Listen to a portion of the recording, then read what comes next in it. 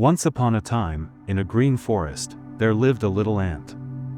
Every day, the ant worked hard collecting food and storing it in her home. She would carry tiny grains, seeds, and crumbs back and forth, never stopping to rest too long. Nearby, a grasshopper was relaxing and playing music.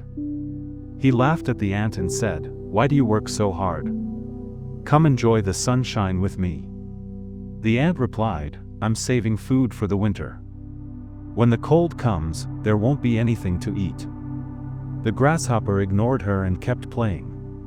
Soon, winter arrived. The ground was covered with snow, and there was no food anywhere. The hungry grasshopper went to the ant's house and asked for help. The kind ant gave him some food and said, "Next time, remember to work when it's time to work." Moral: work today to be safe tomorrow.